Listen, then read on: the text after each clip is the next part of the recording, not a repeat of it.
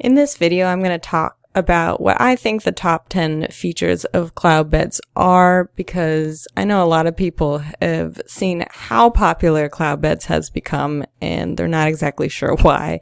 And of course, if you want a demo of the software, use my link in the description bar below and you can potentially get a $50 discount if you do decide to switch. But I was just going to talk about the 10 biggest features that had the biggest impact on our property and kind of see what all the hype is about, I guess. Of course, keep into perspective, none of these features would mean anything if we couldn't actually afford the software at our property. So, of course, pricing, I'm not going to talk about that today, but that should factor into your decision on whether to switch to any PMS or not. Okay, so feature number one for us by far was the first thing we did with Cloudbeds, which was processed payments. So you can make payments through people's reservations on Cloudbeds, both manually. So you go into the person's reservation, attempt to charge their credit card on file, and process the payment that way. You could refund that way as well. If you have already made a payment in Cloudbeds, you can refund that payment. But the thing our property in particular liked was that we don't actually have to manually do it. We can essentially program Cloudbeds to do it for us. So let me see if I could show you what we're set up. Policies, payment options, I think. Okay, so my booking reservations, that's our website. If I expand it out, I see that we automatically process the payment for the amount of the deposit, which I could show you later. And how or when do we take this payment? We perform it immediately when someone books. And our Expedia works exactly that same. Booking.com, all these OTAs that we are signed up for, they work exactly that way. So as soon as someone books, we pre-charge them a set amount. And you can decide what that amount is. There are some restrictions. But in the policies section, I think, here, this first one is deposit. So, let's see here. Okay, yeah, so what deposit amount do you want to charge the guests?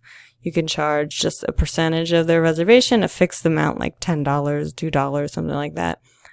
First day price, which we selected, or just do not collect at all. And we also chose to not only pre-charge the first night, but also any taxes and fees on the first night. So it's not just the base price of the first night, it's the tax on that night, it's any resort or amenity fees, card fees on that night, and it's also the deposit happens to occur as a payment on the first night, so we collect that as well. So if someone books on, like, say, booking.com, we will automatically receive their card on file that they booked with, automatically attempt to charge maybe like $70 or something like that. Though their reservation will still exist if we're not successful at auto charging, but we attempt to charge immediately, basically. And if you need to see who has a reservation but hasn't paid the first day, that's possible. There are reports in Cloudbeds that can show you that. So we are really excited about that because we used to spend a lot of time on charging no-shows and cancels and stuff like that. And it's automated so many things for us that the fact that Cloudbeds does it for us, it's been great. Okay, feature number 2 is the Airbnb API. So let me show you our channels. So for as long as I have been in the business, Airbnb has been like the redheaded stepchild. Nobody really likes them. Maybe you get a lot of bookings from them, I don't know, but they're always, in my opinion, more difficult. Wow. Okay. Well, I can't show you. Anyway, so Airbnb bookings now come in automatically into Cloudbeds. It didn't always work like that with our old PMS or with Cloudbeds, but maybe like a year and a half, 2 years ago, something like that, we finally started automatically getting Airbnb bookings into our calendar. So we didn't have to manually make them as managers, which has been amazing. It saves a lot of time. The only thing that still doesn't work on that end is we still have to mark the Airbnb reservations as paid, basically. So Cloudbeds doesn't register the PayPal payments that have already been made. So your property will have to figure out how to mark it as paid. But it's pretty cool. And also if someone changes their reservation length or cancels, again, it takes the canceled reservations out of our calendar, so they stop blocking up space. It blocks up the proper amount of days if they change their reservation. It's pretty cool. Feature number 3 is you can, I just dropped something. You can decide if different sources should have different taxes, fees, or costs or something like that. So let me show you an example of that. Sources, where is it? Reservation sources. Okay. All right, let's just go to third party because, yeah. Okay, so people, for example, who book on Hostel World, we automatically add room tax for them, card fees, deposits, and a $6.80 amenity fee. Anyone who booked with Expedia has all the same things except a $13.09 amenity fee. And yeah, so you can specify different costs for different OTAs because they all have their own particular things going on with them. And so what this does is says, okay, if someone books on Hostel World will send us the base price that the person booked at minus what they already prepaid to Hostel World because Hostel World just takes prepayment. And they import just the nightly rate into Cloudbeds, which is great. And then we can add any additional things like taxes on top of that nightly rate, card fees, deposits, amenity fees, everything, so that it's customized to them. And more expensive OTAs that are more of a hassle to deal with, we have a slightly more, or have a higher commission payment. We have a slightly higher amenity fee for those ones because they take more manual management. Same thing with just regular primary direct sources like our website. We have the same custom things. And what this means is if someone booked on, say, booking.com, at the $13.09 amenity fee. And then when they arrive, they want to add a night. That's fine. It'll auto add, let's see here. It will auto add room tax on the additional night, an additional card fee per person. Deposit, it doesn't get, it's anytime you switch how many people are on the reservation, that gets affected. And it will also add an amenity fee per person per night.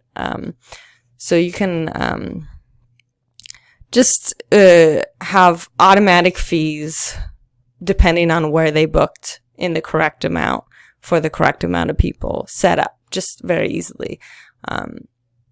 If you have different prices for different sources and stuff like that. Another way, which I don't think Channels is working right now in the back office. Oh, wow. I was going to show you. Yeah, it seems to be still loading. Channel distribution. Let me see why that's happening. Okay, well, I can't show you. But if, say, one OTA has a change in policy, like, for example, Booking.com decided that they don't want to allow card fees anymore, but card fees are allowed in Las Vegas, Nevada. We can decide to push out our rates to Booking.com at $1 more per person to make up for our $1 per person card fee if people pay by card, to kind of make up for that. Or say we want to make our direct bookings less expensive than OTA bookings. We can tell in our channel section here, okay, for Hostel World, Booking.com, and Expedia, please push out prices at 5% more than what our normal base price is. And you can make custom prices for sources that way. So I just like that you have way more control and it's very automatic, the controls over pricing with OTAs. Number 4 on my list, I actually realized that our property can't do it, which made me so sad. I was so excited, but I'll show you anyway. We have a basic rate here at Cloudbeds. We don't have like a higher level property, which we're just one hostel. So we only need the most basic things. Gosh, what's going on? It's not loading anything now. I guess our internet's being slow or something. Probably because I'm recording, actually. Okay, but so there's this cool feature called pricing differentials that Cloudbeds released maybe like a few months ago. God, yeah, our internet's slow, probably because I'm recording. Anyway, so what it said is, okay, well, if you have 2 room types that have similar or related pricing, for example, our 6-bed female only and our 6-bed mixed-sex dorm, they always or almost always cost the same. So they said you can set up pricing differentials. So if you change 6-bed female only to, say, example, $18 this night, it will automatically change the 6-bed mixed-sex dorm price to $18 that same night.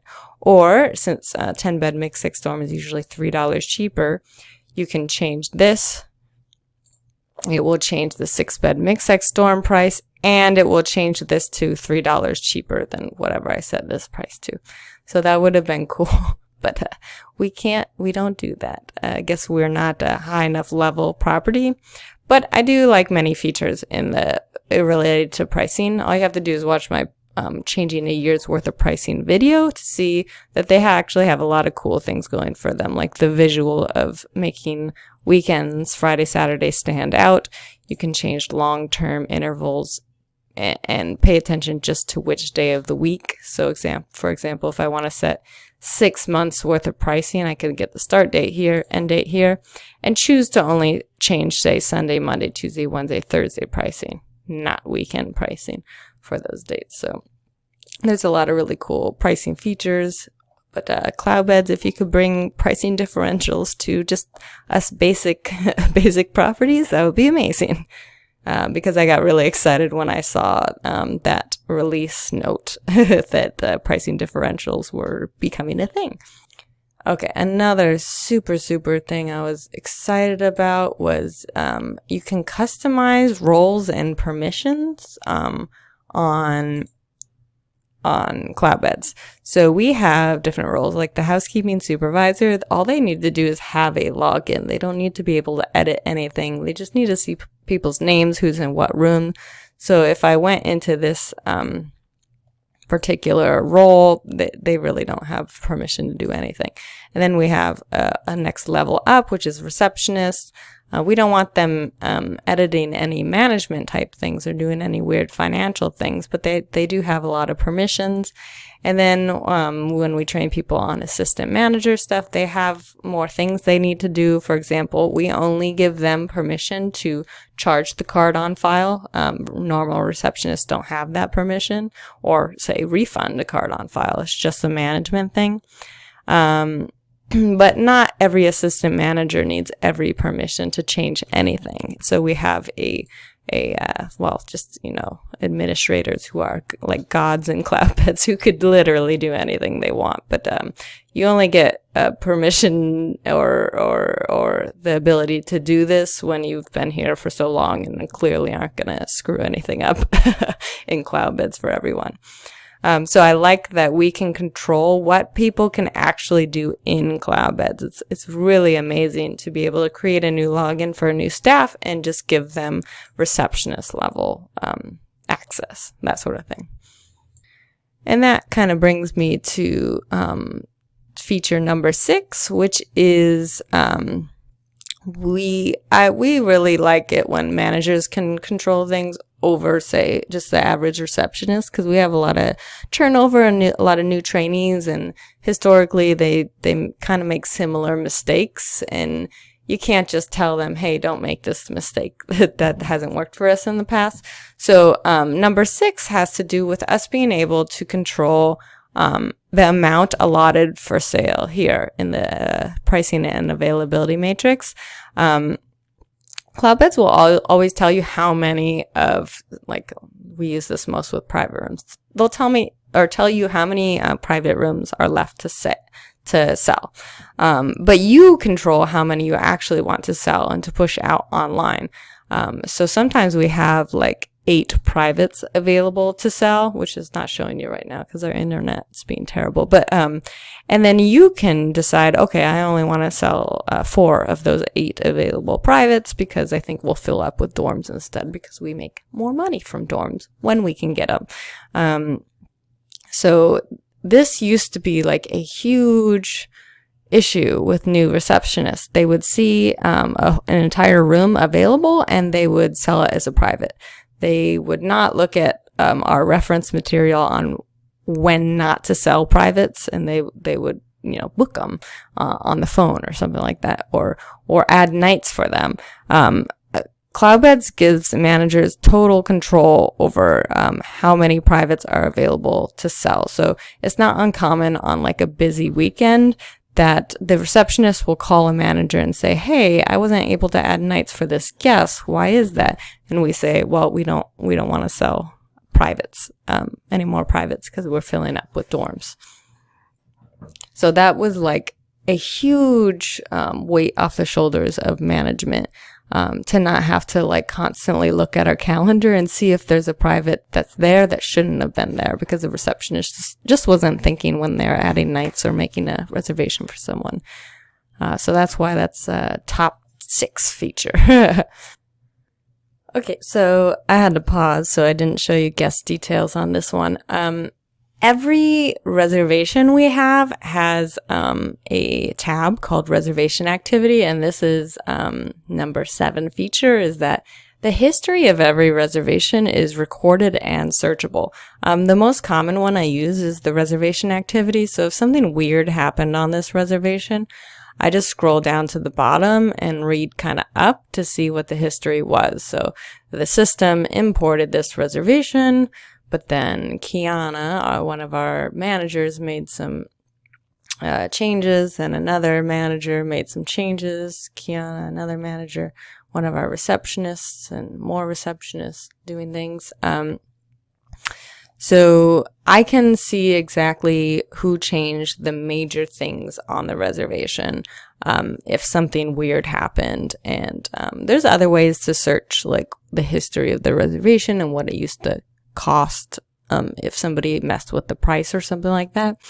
I just love that it labels who made the change and exactly when, so we could look things up on camera. We know exactly whose login did it, whereas back in the day, our old PMS, we could find out what time it happened, but it was also recorded in German time, not our Pacific Standard Time here in the US. And so we'd have to translate that time into our time and then figure out who was working then. And God forbid there be any overlap in reception shifts, because then you have to watch the camera to see which person was actually on the computer making the changes. It was a lot. Now it just tells us exactly what time, exactly which person made the change. Let me pause and show you one more thing. In the settings or manage section, and all the way on the bottom, the logs activity log, this is where you could search even more details like that might not appear on a reservation. For example, we had problems with a bug in Cloudbeds where it was allowing receptionists to move blocks, like room blocks out of the way when they really shouldn't have that permission. So we found that out here because you could just search a million potential changes. All of these expand out, and you can see who made what change and when exactly. So it's really, really, really, really convenient. So that's why it's number 7 on the top 10 list of features. And let me see, number 8 is like a really simple, stupid feature. And I wanted to show it to you though. but it was really convenient. No. General system, I think it was. Okay. There's literally one setting in the general system setting called auto change status to no show for reservations not checked in. We love this feature. So at 2:05 a.m. every morning, any reservation that wasn't checked in for yesterday automatically gets changed in the system to a no-show. And once it gets changed to a no-show, it stops blocking up space if it's like a multi-day reservation. Which is amazing. So we used to have receptionists do this manually, where they'd have to shorten the reservation to one night just to stop it from blocking space. And of course, you know, we have receptionists who space out or just kind of want to zoom through their list of things to do and don't do it properly. So I'm just so glad about this stupid simple feature that just kind of took a thing off of our list of things to do. Okay. And then so number 9 on my list is email controls. So let me show you if I can find an email scheduling. So you can make a custom email and email templates, but what I like about Cloudbeds is we have I think this is the one that I made. We were having issues with guests understanding our pricing because the OTAs don't send all the information. They send the base price sometimes without tax, without any additional fees, without any information on deposit, and say, oh, you're going to have to pay $20 when you arrive. And when they arrive, they actually have to pay like double that, which sucks. So we decided that because a lot of the OTAs have that problem, we're going to send a special email just to people who booked on OTAs, which have less clear pricing summaries. Oh my, I don't see anything. One second. Okay, sorry about that. One of my monitors went out. Okay, so we can select an email template here. You can decide when to send it and what the status is or something like that. But my favorite is this. So send email template for only specified dates or sources or something. So I can select to only send to booking.com, you know, blah, blah, blah, Airbnb people or, you know, that sort of thing. So you can just make custom emails sent out at whatever time you want, which is really cool. And we actually use this. And last on my list of top 10 features is that Cloudbeds has an amazing amount of integrations, meaning if you want, for example, something that connects to Cloudbeds, like for example, that's a door key system or something like that, you can search in the Cloudbeds integration category if they have something like that, or if you want to do a self check-in online, they have some things for that. We don't currently use any of the integrations, but we've kept our eye on them and they're getting better and more detailed. Some of them we haven't done purely because of cost, not because they are not right for us. So I know that Cloudbeds is focused on getting as many products connected to them as possible because they believe that's the future. And so we'll always be keeping an eye out on this. I believe since Cloudbeds is one of the top PMS systems, usually if a new product is only connected with like 3 or so PMS systems, Cloudbeds is definitely one of them. Like, I went to a conference where they did a presentation on a door key system called GoKey. And, of course, one of the only PMS systems they had been set up to connect to was Cloudbeds. So, I really like, there are advantages to using a PMS that a lot of other people do too, because you get just more additional features, and connectivity and stuff. So anyway, that's my top 10 features of Cloudbeds that kind of make it in my opinion, what it is in a very popular PMS system. As you can see, I don't really edit these videos anymore, so sorry for the occasional rambling and dead space and stuff. But I hope that was useful to you to see from my perspective kind of what their top 10 features are. All right, have a good day.